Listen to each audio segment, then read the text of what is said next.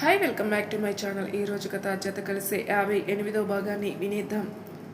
ఇక తనకి నాకు ఎటువంటి రిలేషన్ లేదని తెలిసి కూడా ఎందుకు సుబ్బు అవసరం లేదేమో అన్నాడు రిషి. నువ్వు మరీ ఇలా మాట్లాడుకున్నా కోపం వస్తుంది అన్నాడు నేను ఎలా మాట్లాడాను? ఇదిగో ఇలా. ఇట్స్ ఓకే యార్. ఆ అమ్మాయి వెళ్ళిపోతే లైఫ్ వెళ్ళిపోయినట్టేనా ఏంటి?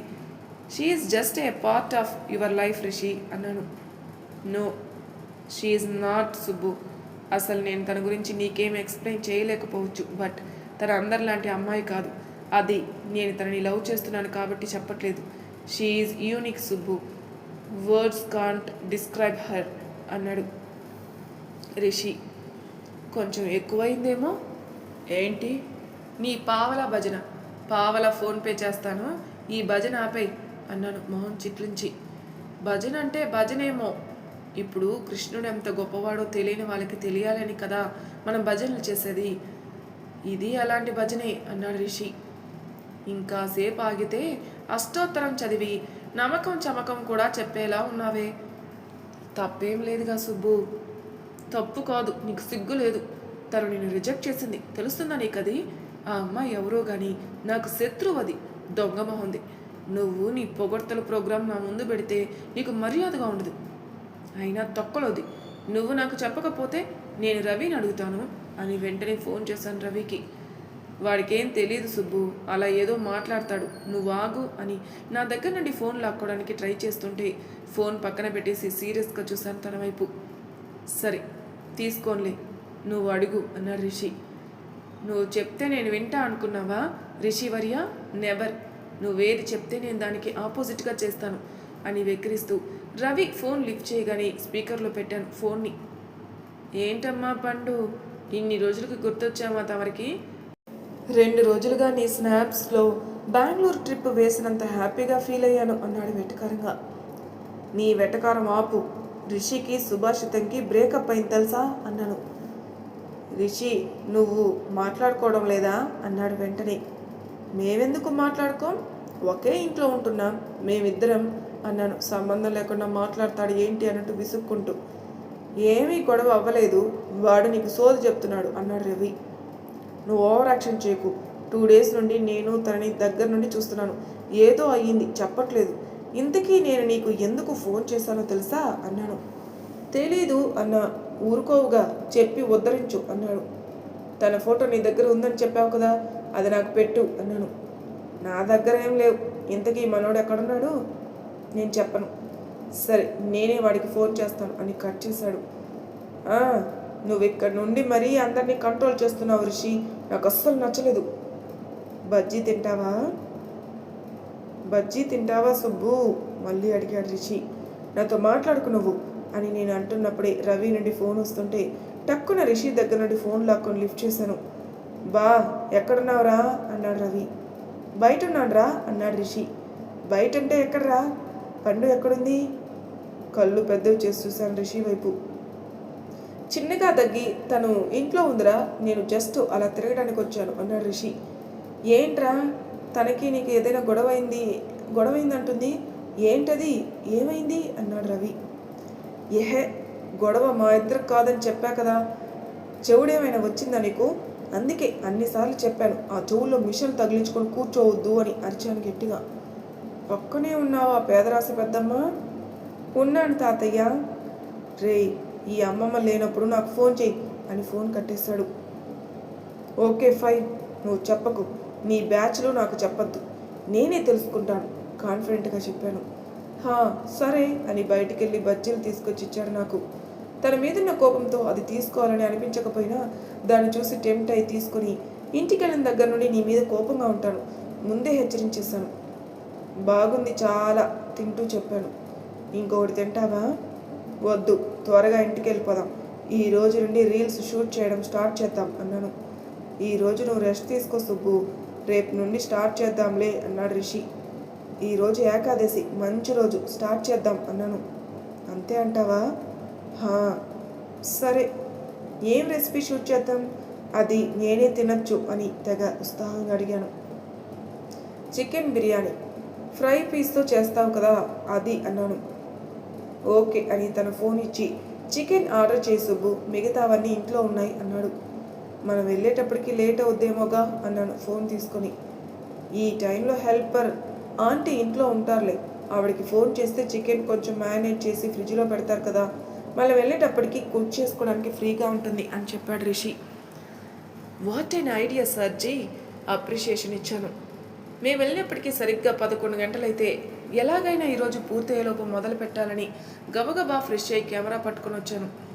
కెమెరా యాంగిల్స్, షార్ట్స్ గురించి కాసేపు డిస్కషన్ చేసుకొని కొన్ని రెఫరెన్స్ వీడియోస్ని చూసి రఫ్ స్కెచ్గా ప్లాన్ చేసుకొని షూట్ స్టార్ట్ చేశాం. నేను అనుకున్న దానికంటే తన హ్యాండ్స్ చాలా అందంగా పడుతున్నాయి. అందులో తన chopping skills, oh my god, నేనే రోజుకి 100 సార్లు చూసేలా ఉన్నాను ఈ వీడియో అనుకుంటూ. ఈ టైంలో కుక్కర్ పెడితే ఇంటి పక్కన వాళ్ళు మన మీద పోలీస్ కంప్లైంట్ ఇస్తారేమో అన్నాను రిషితో. నువ్వు లేనిపోని డౌట్లు పెట్టకు సుబ్బు అన్నాడు నవ్వుతూ. రిస్క్ అవసరమా, రైస్ కుక్కర్లో చేసేసుకుందామా అన్నాను. ఓకే ఓకే అంటే జెండా కర్రలో పొడుగ్గా ఉన్న నువ్వే తీయాలి, అది తీస్తాను రాజమాత, ఒక్క నిమిషం గ్యాప్ ఇవ్వండి అన్నాడు రిషి. మనం బ్లూపర్స్ కూడా అప్లోడ్ చేద్దామా అన్నాను. చేద్దామా, నీ ఇష్టం అన్నాడు రిషి. అన్నిటికీ నా ఇష్టం అంటే ఛానల్ మీద డబ్బులు నీకా నాకా? సగం సగం కదా. నువ్వు మరీ తెలుసా, కష్టపడి చేసేది నువ్వు, నాకెందుకు సగం? షూట్ చేస్తున్నావుగా, కెమెరా నువ్వే కొన్నావు అని మర్చిపోయావా? గిఫ్ట్ ఇచ్చిన తర్వాత అది నీదే అన్నాడు రిషి. ఇలా అయితే నేను షూట్ చేయను, నేనేదో ఫ్రెండ్లీగా చేద్దామని అనుకున్నాను అన్నాను వెంటనే. అవన్నీ పక్కన పెట్టి సుబ్బు, అసలు ఫస్ట్ మనకి డబ్బులు వస్తాయని నీకెవరు చెప్పారు అన్నాడు రిషి నవ్వుతూ.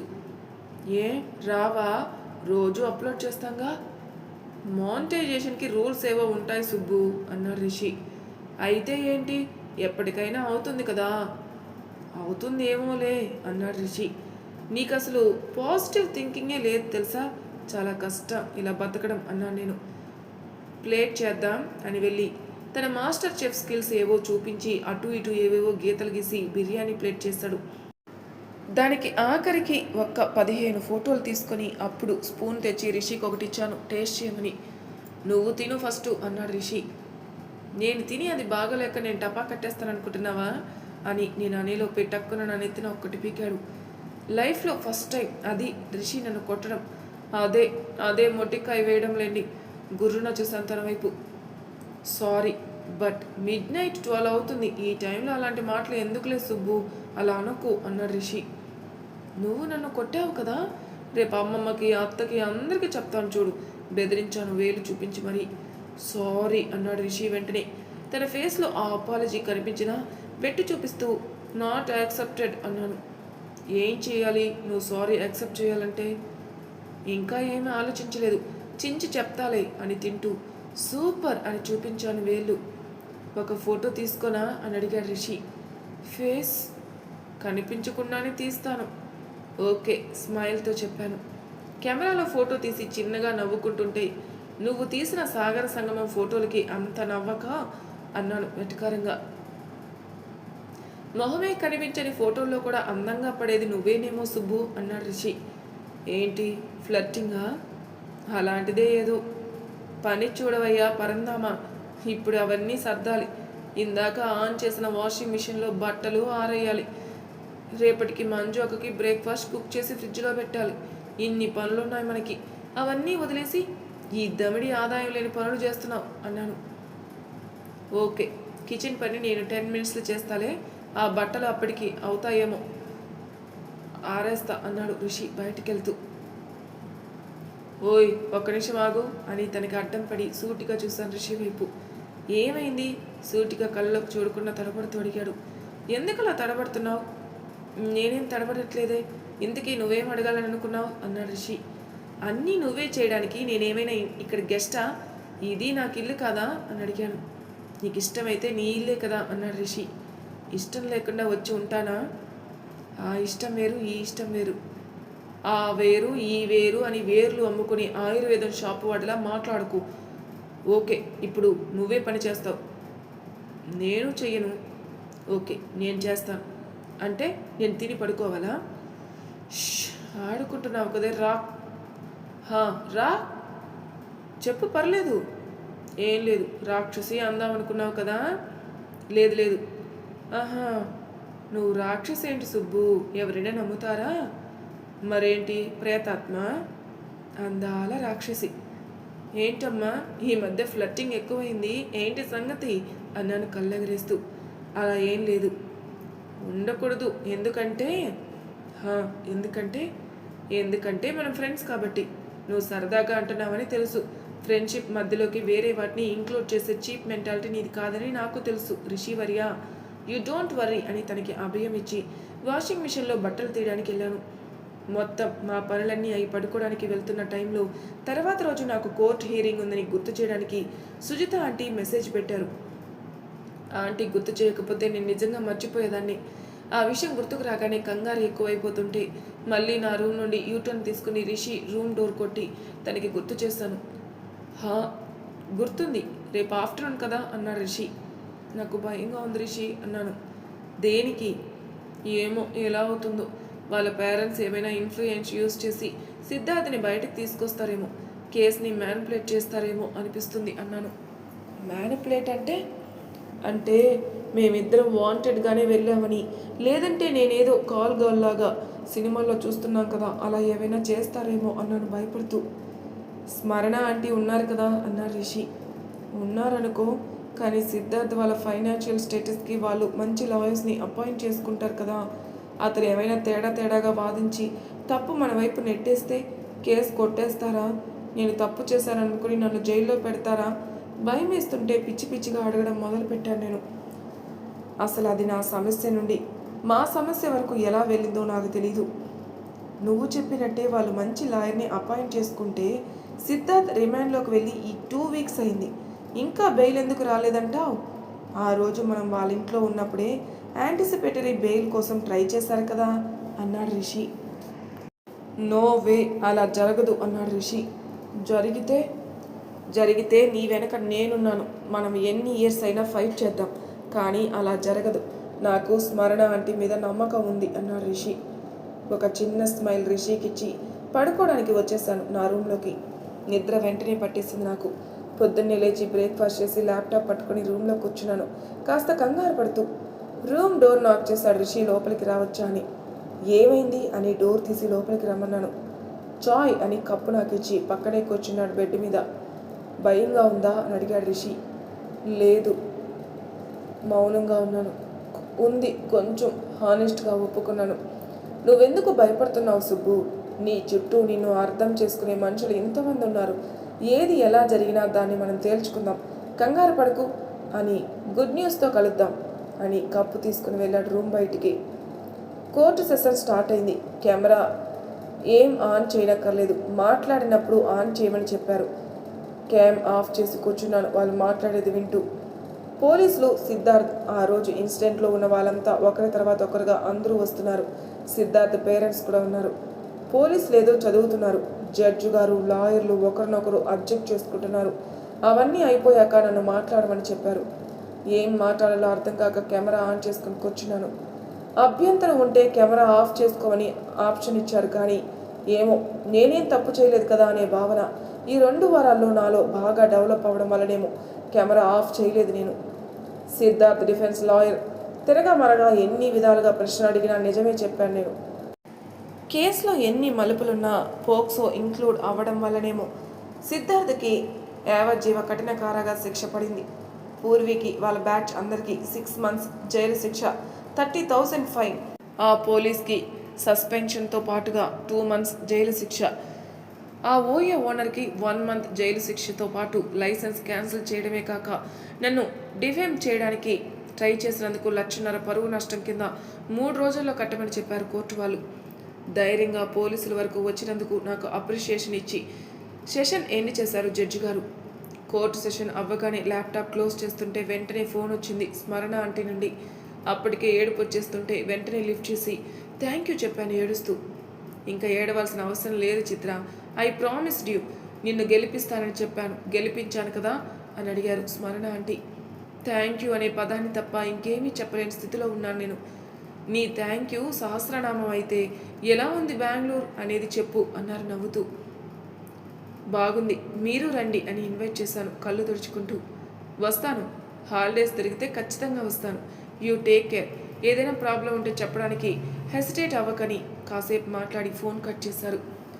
కాసేపు కూర్చొని అదే విషయం ఆలోచిస్తూ ఏడుస్తుంటే రూమ్ డోర్ నాక్ చేశాడు రిషి. హా, వస్తున్నాను అని లేచి వెళ్ళి డోర్ తీశాను. కంగ్రాట్స్ అన్నాడు రిషి. థ్యాంక్స్. మా ఇద్దరి మధ్య ఉన్న అదొక రకమైన మౌనాన్ని ఎలా క్లోజ్ చేయాలో అర్థం కాక హక్ చేసుకోవచ్చా నిన్ను అని అడిగాను రిషిని. ష్యూర్ అన్నాడు రిషి. తనని కామ్గా హత్తుకొని నించున్నాను నా బాధ తగ్గినంత వరకు. నేను తనని హక్ చేసుకున్నానే కానీ నా మీద చెయ్యి కూడా వేయలేదు రిషి. నేను ఇంత కంఫర్టబుల్గా ఏ అబ్బాయి దగ్గర ఫీల్ అవ్వలేనేమో. Thanks for always being my home. నువ్వు నా ప్రతి అప్లోనూ ప్రతి డౌన్లో నాతోనే కలిసి ఉన్నావు. నన్ను ఒక్కసారి కూడా జడ్జి చేయు. I really feel so blessed. ఇప్పుడు ఈ క్షణం నేను చాలా చాలా కంప్లీట్గా ఫీల్ అవుతున్నాను Rishi. That's all because of you. Thank you from the bottom of my heart అన్నాను. నేనేం అంత చేయలేదు, నువ్వే అన్నావుగా బెస్ట్ ఫ్రెండ్స్ మనమని. ఆ మాత్రం కూడా చేసుకోకపోతే బెస్ట్ ఫ్రెండ్స్ అవుతారా అని నవ్వి, నేను హోటల్కి స్టార్ట్ అవుతున్నాను, నువ్వు వర్క్ ఫ్రమ్ హోమ్ పెట్టుకున్నావుగా, కంటిన్యూ విత్ యువర్ వర్క్. మంజాక వచ్చేటప్పటికి కొంచెం లేట్ అవుతుంది అంది. డోర్ లాక్ చేసుకో అని 1,00,000 జాగ్రత్తలు చెప్పి వెళ్ళిపోయాడు. అలా హక్ అడిగానని వేరేలా అనుకుంటాడా అని లెఫ్ట్ బ్రెయిన్ అడుగుతుంటే, ఏహే మన రిషి బంగారమే, అలాంటిది ఏముంటుందని రైట్ బ్రెయిన్ సపోర్ట్ చేసింది. అవన్నీ మనకెందుకని లాగిన్ అయి ల్యాప్టాప్ పక్కన పడేసి టీవీ ఆన్ చేసుకుని కూర్చున్నాను సినిమాలు చూస్తూ. మధ్య మధ్యలో కర్సర్ జరుపుతున్నాను అనుకోండి, అది వేరే విషయం. ఆకలేసి కిచెన్లోకి వెళ్దామని అనుకున్నప్పుడే కాలింగ్ బెల్ రింగ్ అయితే మంజాక ఏమో అని వెళ్ళి డోర్ తీసేసరికి పక్కింటి బుడ్డోడు సారీ అని వాళ్ళ అమ్మ వాడిని తీసుకుని వెళ్తుంటే రమ్మని చేతులు చాచాను. చిన్నపిల్లల్లో ఉన్న ఉత్సాహం తెలియక వెంటనే ఏడ్చి గగ్గోలు పెట్టేశాడు మా ఇంటికి వస్తానని. వాళ్ళమ్మ ఐఎస్ఐ తీవ్రవాదం చూసినట్టు చూసింది నన్ను. సారీ చిన్నగా చెప్పాను. వాళ్ళమ్మ జుట్టు పీకి మరీ మా ఇంటికి వస్తానని ఆ బుడ్డోడు గోల చేస్తుంటే వాడిని తీసుకొచ్చి నా చేతిలో పెట్టేసింది. ఎత్తుకుని మా ఇంట్లోకి తీసుకొచ్చాను అని ఇల్లు చూసిన తర్వాత ఏడుపు ఆపేశాడు. డోర్ వేస్తే వాళ్ళమ్మకి హార్ట్ అటాక్ వస్తుందేమోని డోర్ వేయకుండా వాడిని సోఫాలో కూర్చోబెట్టి పాలల్లో చాకోస్ వేసిచ్చాను బౌల్లో తినమని. వాడది తింటున్నప్పుడే అమ్మమ్మ నుండి ఫోన్ వచ్చింది. చెప్పమ్మా అన్నాను నేను కూడా తింటూ. నీకు సంబంధం వచ్చిందే పండు అంది అమ్మమ్మ. మరి తర్వాయి భాగంలో ఏం జరుగుతుందో నెక్స్ట్ ఎపిసోడ్లో తెలుసుకుందాం. అంతవరకు నా ఛానల్ సబ్స్క్రైబ్ చేయని వాళ్ళు ప్లీజ్ సబ్స్క్రైబ్ చేసుకోండి, లైక్ చేసి షేర్ చేయండి, మీ అభిప్రాయాలు నాకు కామెంట్ రూపంలో తెలియజేయండి. Thank you for listening.